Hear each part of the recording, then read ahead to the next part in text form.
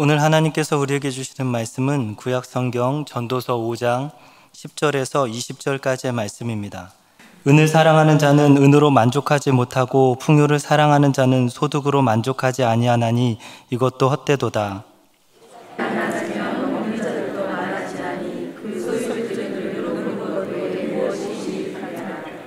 노동자는 먹는 것이 많든지 적든지 잠을 달게 자거니와 부자는 그 부유함 때문에 자지 못하느니라.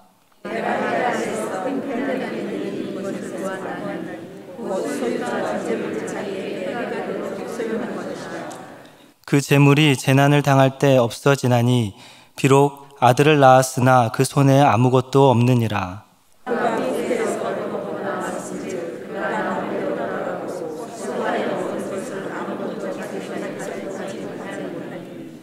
이것도 큰 불행이라 어떻게 왔든지 그대로 가리니 바람을 잡는 수고가 그에게 무엇이 유익하랴.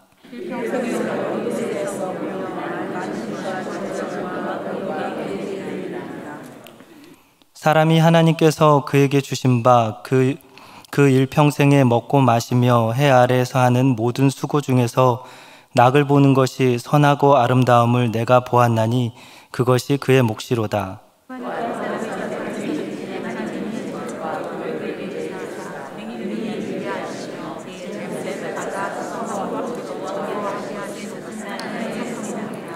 함께 읽겠습니다. 그는 자기의 생명의 날을 깊이 생각하지 아니하리니 이는 하나님이 그의 마음에 기뻐하는 것으로 응답하심이니라. 아멘.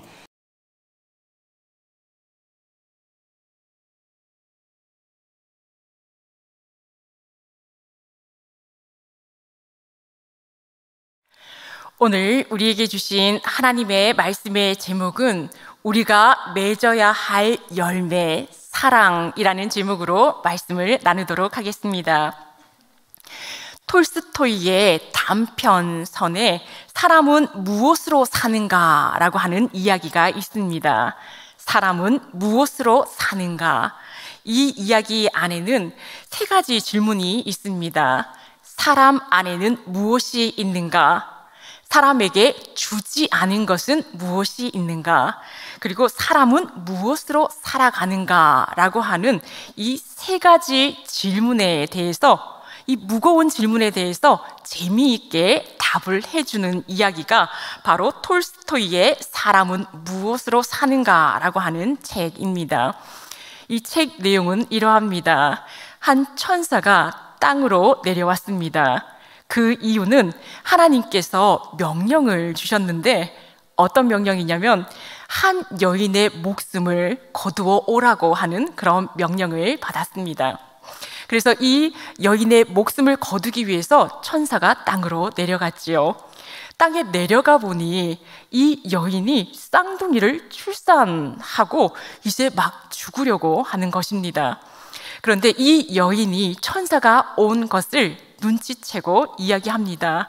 천사님, 우리 남편이 얼마 전에 숲에서 나무에 깔려서 죽었습니다. 그래서 장례를 치른 지가 얼마 안 되는데 내가 지금 쌍둥이를 낳았는데 제가 죽게 되었습니다. 제발 쌍둥이를 키울 수 있도록 저를 데려가지 말아 주십시오 라고 이 여인이 이야기를 합니다. 그때 이 천사는 어떻게 할까라고 고민했죠. 그때 침대에서 쌍둥이 중에 한 명이 침대에서 떨어집니다. 다리를 절게 되었습니다. 그 모습을 보니 이 천사가 이 여인의 생명을 거두어가면 안 되겠다라는 생각이 들었습니다. 하나님의 명령을 어기게 된 것이지요. 그래서 하나님의 명령을 어김으로 하나님께 벌을 받게 되었습니다. 하나님께서 벌을 주신 이유는 이렇게 크게 잘못했기 때문에 벌을 주신 것이 아니라 이 천사에게 깨달음을 주기 위해서입니다. 그래서 이 천사를 어떻게 했냐면 벌거숭이가 되어서 이 땅으로 내려가도록 했습니다. 알몸이 된 이 천사가 땅으로 내려왔지요. 하나님께서 말씀하십니다. 세 가지 질문에 대해서 답을 얻게 되면 다시 하늘로 올라올 수 있다라고 말합니다. 그 세 가지 질문이 바로 아까 말씀드렸던 사람 안에는 무엇이 있는가? 그리고 하나님이 주시지 않은 것은 무엇인가? 그리고 세 번째는 사람은 무엇으로 살아가는가? 라는 질문이었습니다. 그래서 이 천사가 그 질문을 가지고 땅으로 내려왔는데 이렇게 알몸으로 떨고 있었습니다. 그때 세면이라고 하는 사람이 그곳을 지나가게 되었지요. 알몸으로 떨고 있는 그 사람에게 다가가서 이 세면은 자신의 외투를 벗어서 입혀 주었습니다.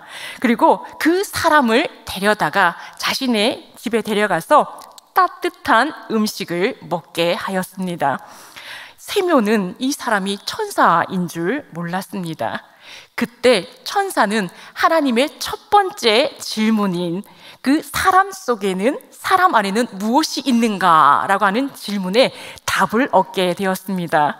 그 답은 무엇인가? 바로 사람 안에는 사랑하는 마음이 있다라는 것이었습니다.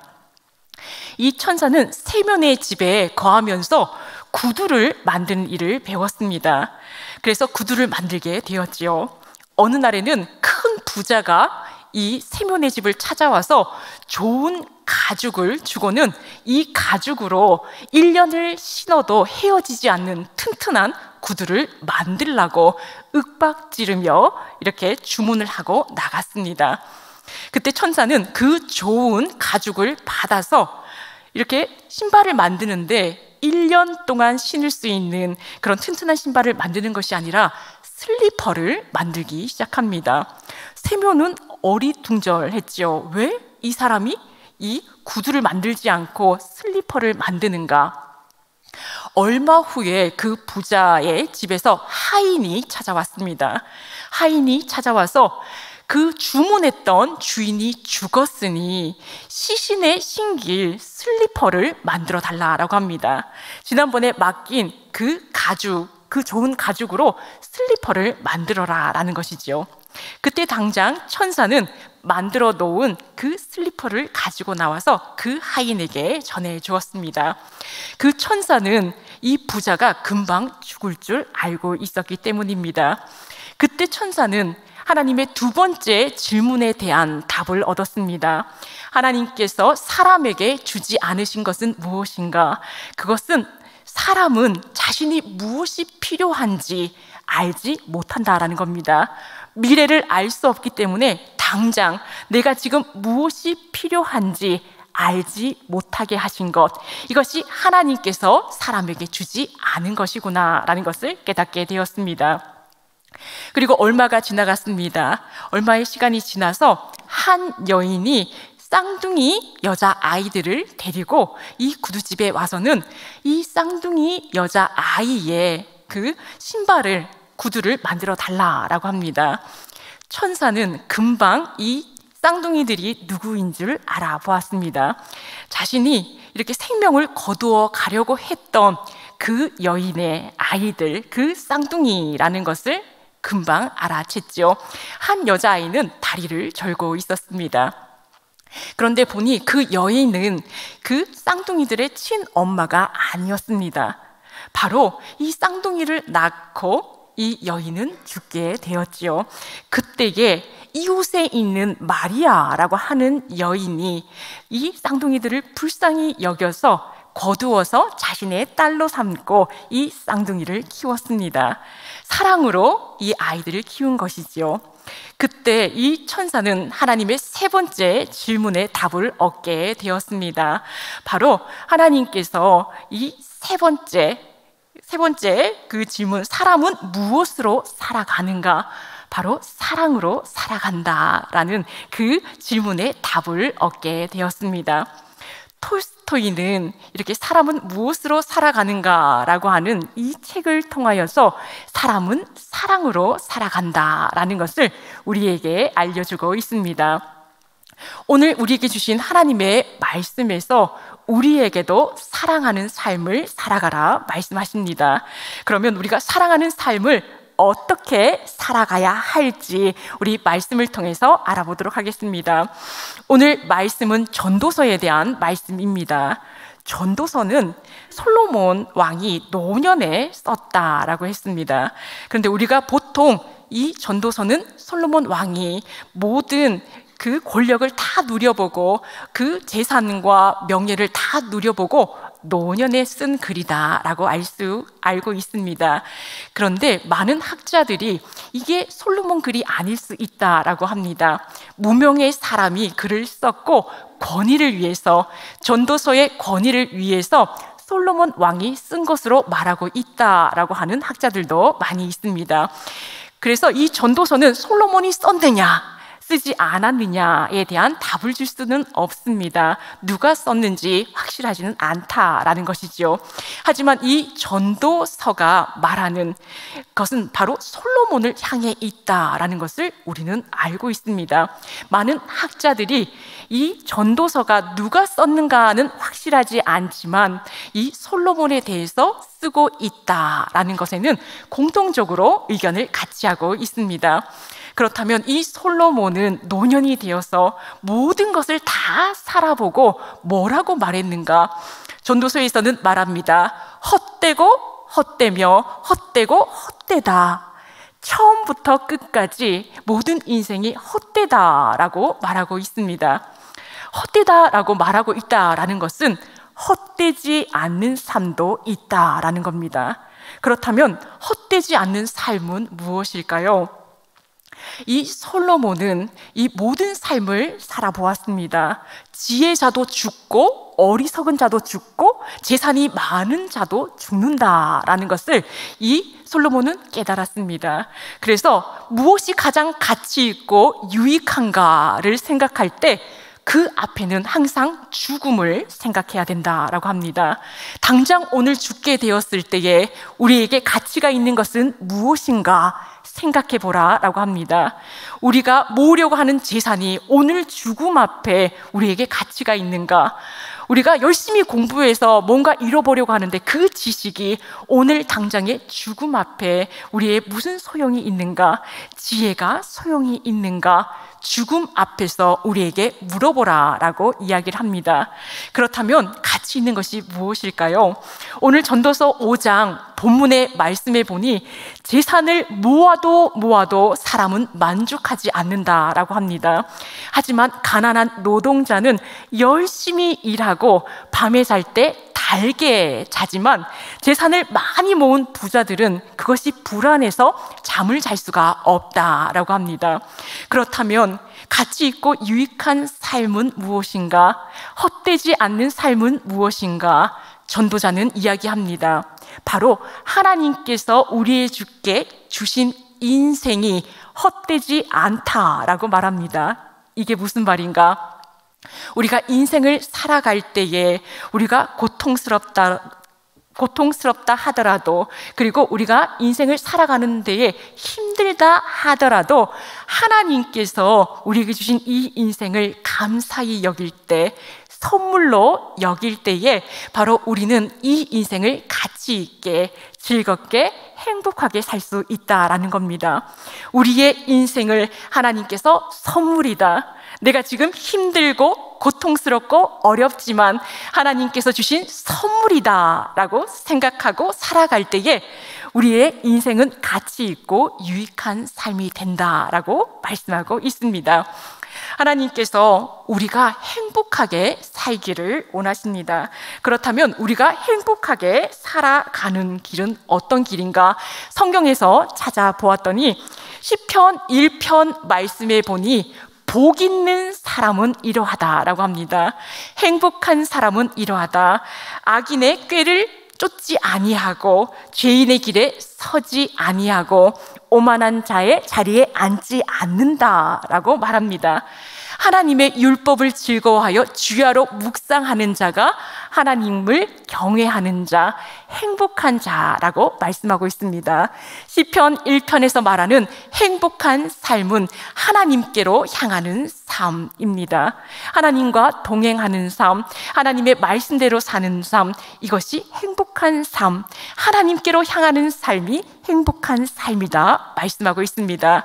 예수님께서는 팔복을 통해서 우리에게 말씀하십니다. 심령이 가난한 자, 애통하는 자, 또 온유한 자, 의에 줄이고 목마른 자, 긍휼한 자, 그리고 마음이 청결한 자, 그리고 화평케 하는 자, 또 의를 위하여 박해받는 자. 우리가 특별 새벽 예배 가운데에 팔복에 대한 말씀을 듣고 있습니다. 이렇게 예수님께서 복이 있나니 행복한 자는 이러한 자다라고 말씀하고 있지요. 이렇게 팔복으로 살아가는 자, 하나님께로 향하는 자, 하나님 나라를 사는 자, 하나님의 뜻대로 사는 자, 이러한 자가 행복하다라고 말씀하고 있습니다. 시편 1편과 또 예수님께서 말씀하시는 팔복과 본문은 다르지만 이 가는 길은 똑같습니다. 하나님을 향하고 있습니다. 하나님 나라는 하나님께서 통치하시는 나라입니다. 행복한 나라는 하나님께서 통치하시는 나라, 하나님과 함께하는 나라가 행복한 나라이지요. 하나님께서 우리와 함께 하십니다. 우리가 행복한 나라, 하나님 나라와 함께 하기 위해서는 바로 사랑의 삶을 살아야 합니다. 왜냐하면 하나님은 사랑이시기 때문이죠. 하나님이 사랑이시기 때문에 우리는 사랑의 삶을 살 때 하나님 나라를 살아갈 수가 있습니다. 그렇다면 우리가 사랑의 삶은 어떻게 우리가 살아갈 수 있는가? 우리가 성경에서 찾아보니 사랑의 삶은 하나님을 사랑하고 이웃을 사랑하는 삶입니다. 근데 우리가 이 사랑을 항상 둘로 나누고 하나님의 사랑이 더 중요하니 이웃을 사랑하는 그 사랑을 간과하는 그런 일들이 너무나 많습니다. 그러나 하나님을 사랑하는 것과 이웃을 사랑하는 것은 같은 것입니다. 왜냐하면 예수님께서 말씀하셨지요. 너희가 용서하라. 그러면 하나님께서 너희를 용서할 것이다 말씀하고 있습니다. 이웃을 사랑하는 것이 하나님을 사랑하는 것이다 말씀하고 있지요. 형제와 화해하여라.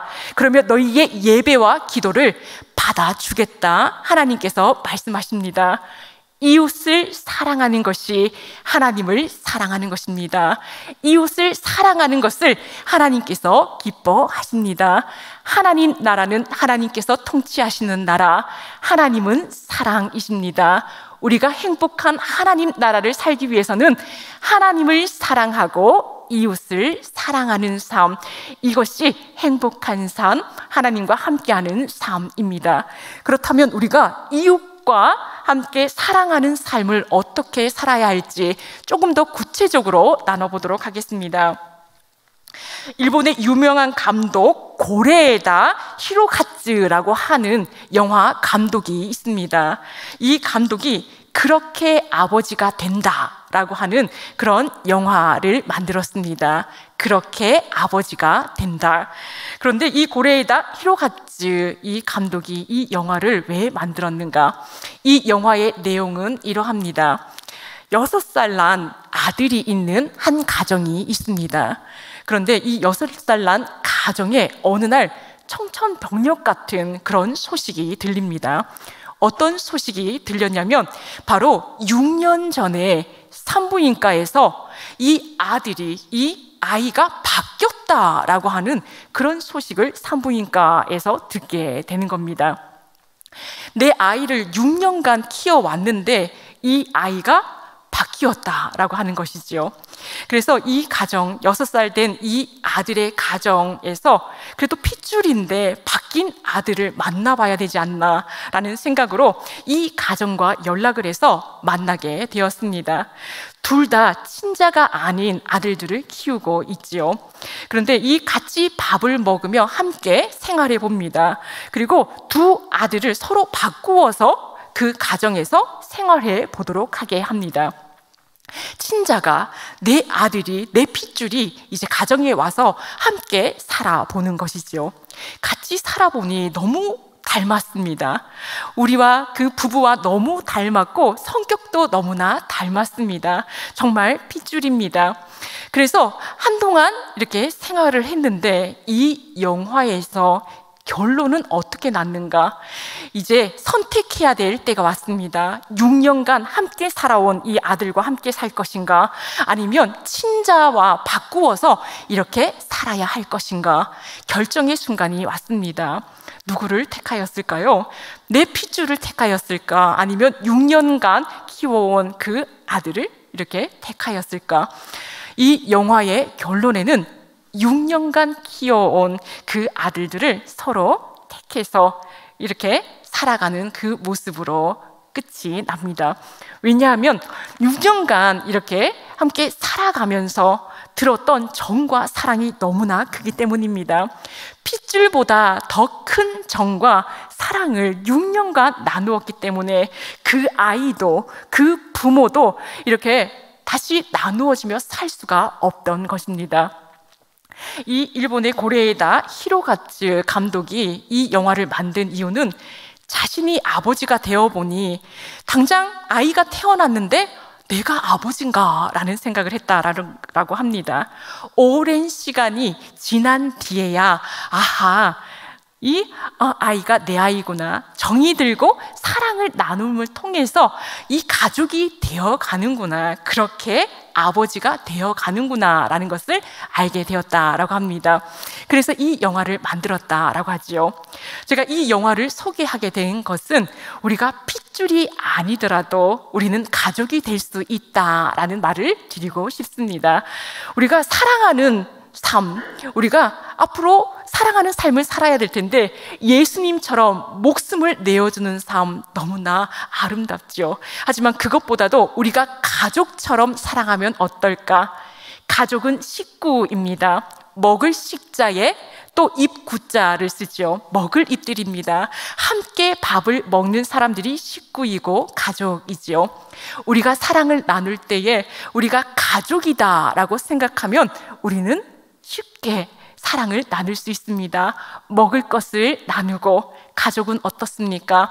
아픔을 같이 합니다. 즐거움을 같이 합니다. 가족은 만약 우리 가족 가운데에 믿지 않는 사람, 구원받지 않는 사람이 있다면 그를 위해서 기도할 겁니다. 우리가 서로 가족이라면 그 가족들 중에 친지들 가운데에 믿지 않는 사람이 있다면 서로를 위해 기도해 줄 것입니다. 우리가 가족으로 여길 때 우리는 서로 사랑할 수 있습니다. 저는 새벽 예배를 드릴 때에 우리는 가족이다, 새벽 가족이다 라는 생각을 해봅니다. 그렇게 생각을 하면 뒷모습도 아름답고 옆모습도 아름답고 함께 예배 드리는 예배하는 그 과정들이 너무나 아름답고 기쁩니다. 우리 수요 예배를 드리는 우리 모두가 이렇게 우리는 가족이다라고 생각을 하면 너무나 마음이 따뜻해집니다.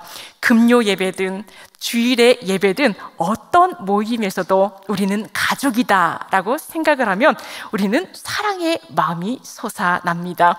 우리가 가족이다 믿고 우리가 가족이다 인식할 때에 우리는 가족이 될 수가 있는 겁니다. 사랑하는 가족이 될 수가 있는 겁니다. 앞으로 우리가 모든 모임에서 가족이다 생각할 때 우리는 사랑을 나누는 이웃 사랑의 삶을 살아낼 수가 있습니다. 말씀을 맺겠습니다. 이제 돌아오는 주일은 추수감사 주일입니다. 추수감사 주일. 이 주일에는 우리가 한 해 동안에 하나님께서 베푸신 은혜를 돌아보는 그런 주일이지요. 그리고 한 해 동안에 우리가 맺어온 열매가 무엇인지 돌아보는 그런 주일입니다. 우리가 돌아볼 때에 어떤 열매를 맺었는가? 전도서에서 말하는 아무 유익이 없는, 당장 죽음 앞에서는 아무 유익과 가치가 없는 그러한 열매를 맺으려고 아웅다웅하며 지금까지 살아온 것이 아닌가라는 것을 돌아보며 하나님 나라에 가지고 갈 수 있는 사랑의 열매를 많이 맺었으면 좋겠습니다. 우리는 한 아버지 안에서 우리는 한 가족입니다. 가족으로 사랑을 나눔으로 많은 사랑의 열매를 맺는 우리 모두가 되시기를 축원합니다. 기도하시겠습니다. 사랑의 하나님, 감사와 찬양을 드립니다. 오늘 말씀을 통하여 우리가 맺어야 할 열매는 사랑이라는 말씀을 나누었습니다. 전도자가 소용이 없다고 했던 열매를 맺으려고 한 우리가 이 한 해 동안 그러한 열매를 맺으려고 아웅다웅하며 살아온 것은 아닌지 돌아보게 하옵소서. 하나님이 기뻐하시는 사랑의 열매를 맺기를 원합니다.